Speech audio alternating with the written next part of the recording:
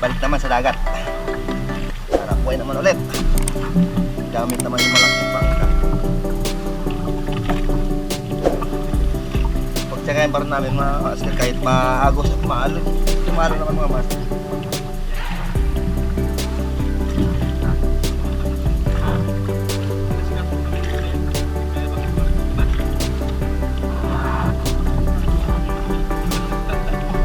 Abangan lang mamamaya mga master.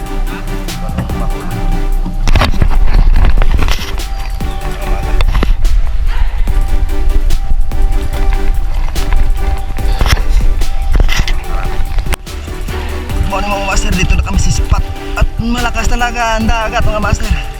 Sana pala rin tayo dito. Hindi sa akin ang gagawin yung kasama natin na doon.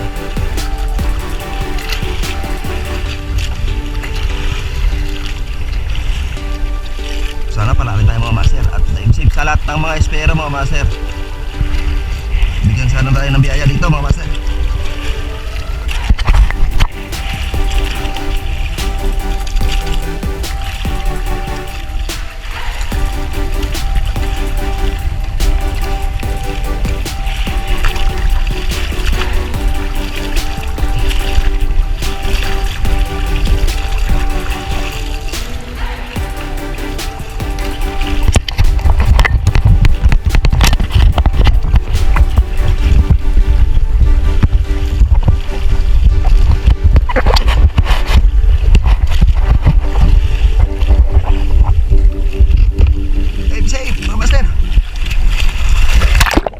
Kung bago ka lang sa aking channel mga master, huwag kalimutan mo subscribe, pindutin ang notification bell para update kayo sa ilalabas kong panibagong mga video mga master.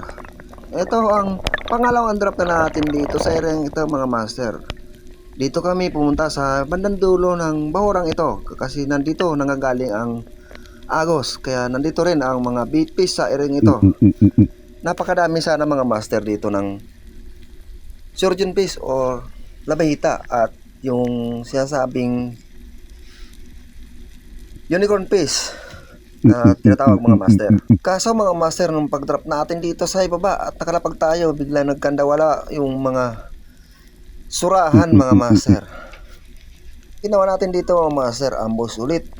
Baka sakali may dumaan na malaking isda dito sa erang ito.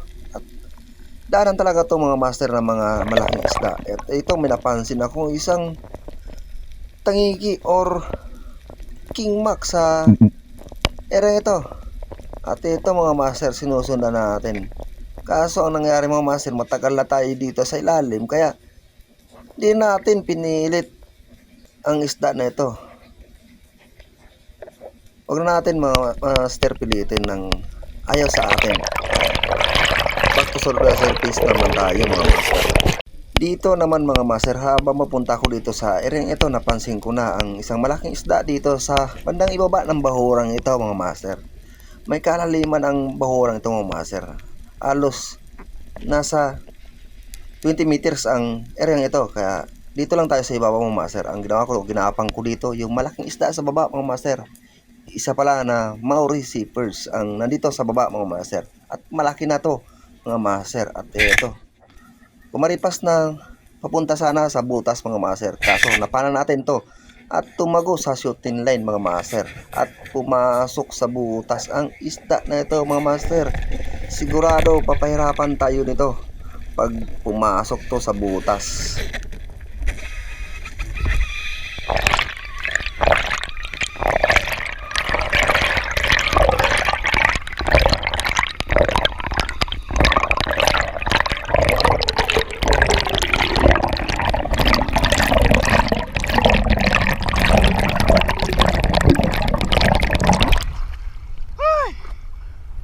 Mabuti mga master, habang nasa ibabaw tayo, hinihila natin ang line natin.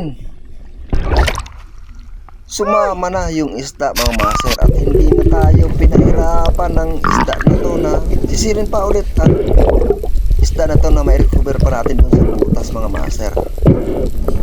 Napakaganda kasi nang nakipatama natin mga master. Mabuti na lang talaga lumabas ang isda sa paghila natin ng line. Kaya ito, hindi na tayo pinahirapan mga master. Napakalaki ng more receivers na ito at tumitimbang na ito 7.5 kilos ang isda na ito. Tinawag ko talaga itong bangka na ito para may mag-alam sa atin na pagkuha sana sa butas mga master kasi lumabas na yung isda at nandito na yung bangka mga master. Ang ginawa ko, binigay ko na lang sa tatay ko ang line para siya na lang ang maghila sa isda pa ibabaw mga master. Ang ginawa ko rin dito mga master, umakyat muna ako sa bangka mga master. Terglosak tuh. Ay sadir. Ya udah baru idak ya baru.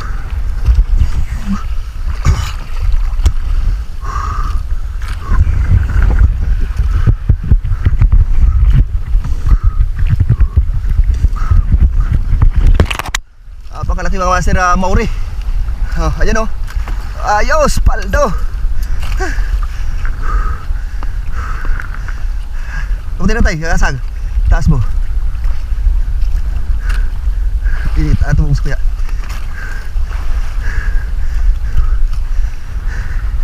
Ako ba no? Mauri. Ayos. Ayos.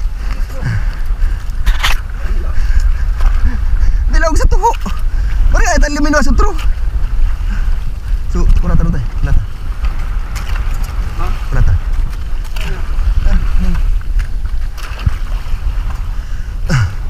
Ay, ararong pa naman.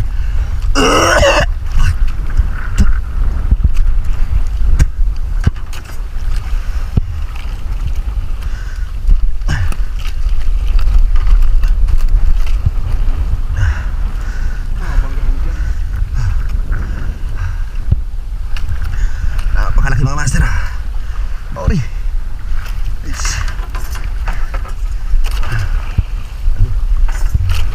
Lord. Unang pana. Okay, ito ba mo daw sa ano?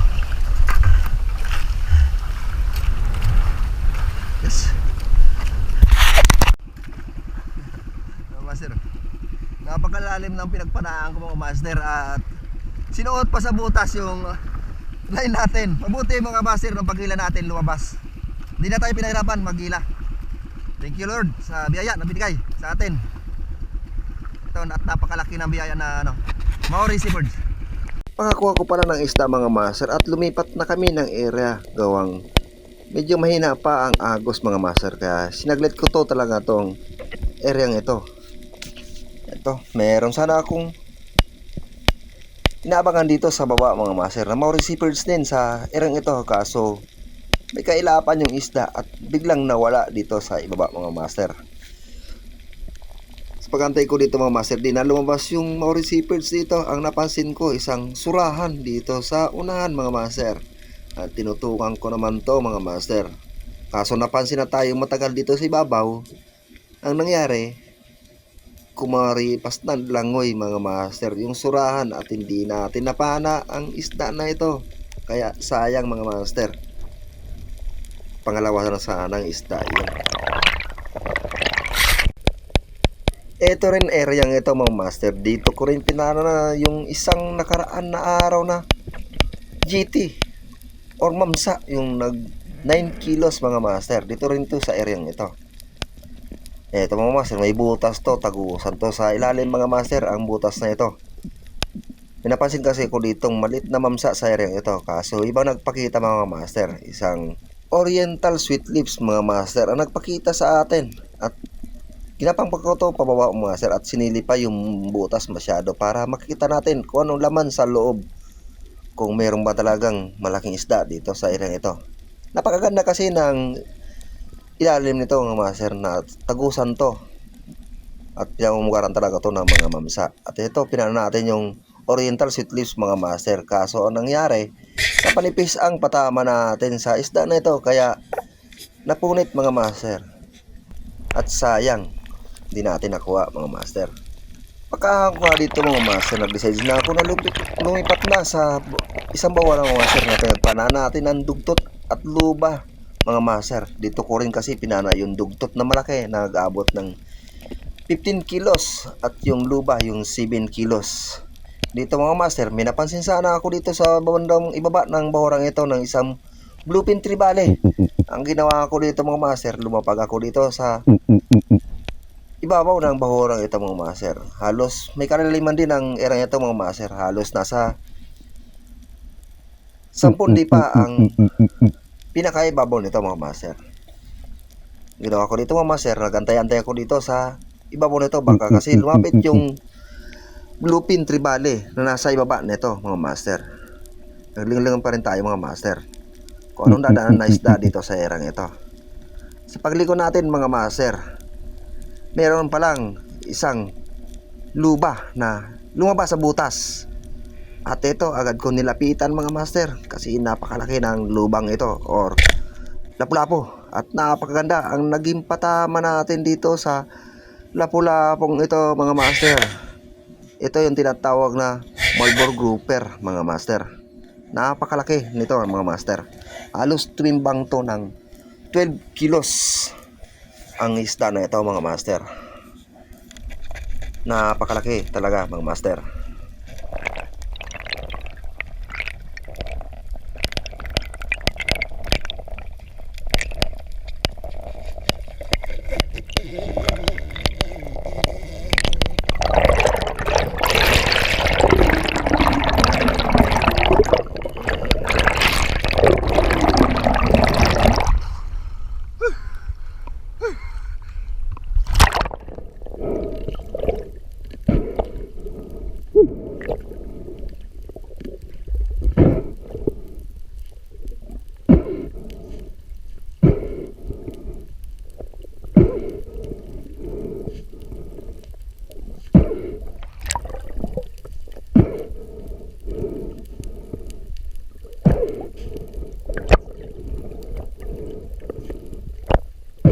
Kaya pala lumabas ito sa butas mga master dahil busog pala ang isda na ito at daming binuga na kinain mga master. At ito pa nga mga master, meron pang isang nasa bibig na kinain mga master at napakalaki nito. Itong namumuti sa bibig mga master, kinain niya. Yun, at napakalaki ng kinain nito mga master. Thank you Lord. Thank you.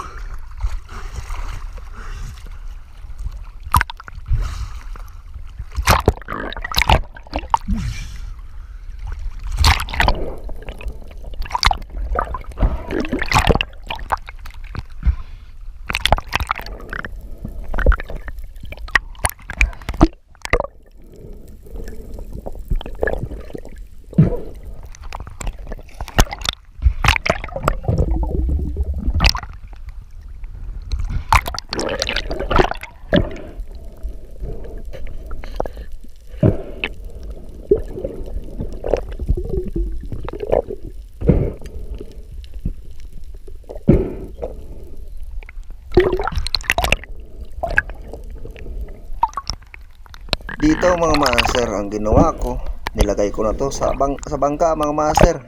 At napansin ko sa bandang silangan mga master papunta sa amin, mayroong kulimlim na palapit na masamang panahon mga master. At malakas na ulan nito mga master. Sigurado pag dumating to sa amin, lalakas ang tubig nito at yung ulan at yung hangin mga master. Kaya ginawa ko dito mga master,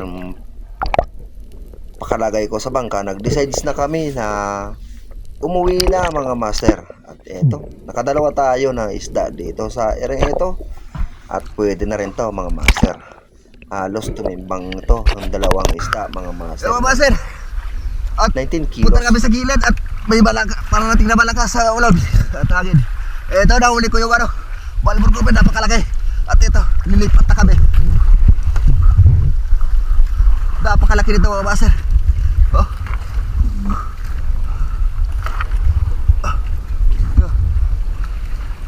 Ayan. Ayos. Napakalaki mga master. Nagulat pa naman ako. Kala ko kung ano na. Thank you Lord. Ayos. Kapunta mo.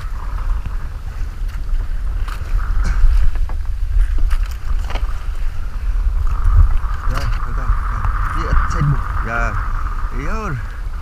Hindi ko pa tinagal si Sap.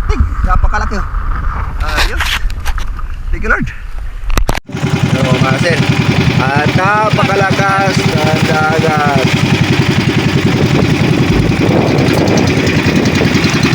Habang papauwi na kami mga master at tinabutan na kami ng malakas na alon at hangin mga master at nandito yung kulimlim mga master at sumabay talaga yung lakas ng dagat mga master at yung hangin.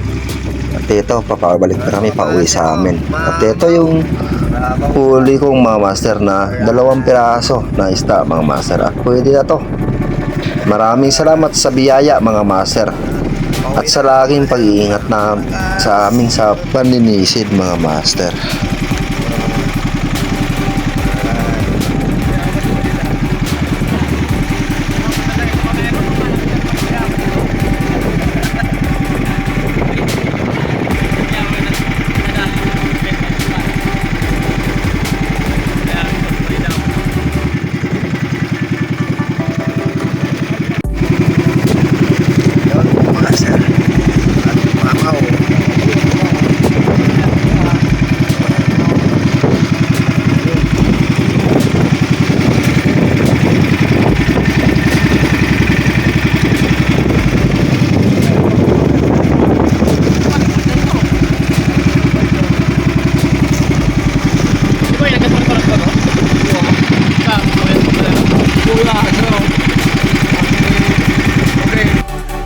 Yo mga master oh, mga mamaw oh, mauri at wala po yun oh.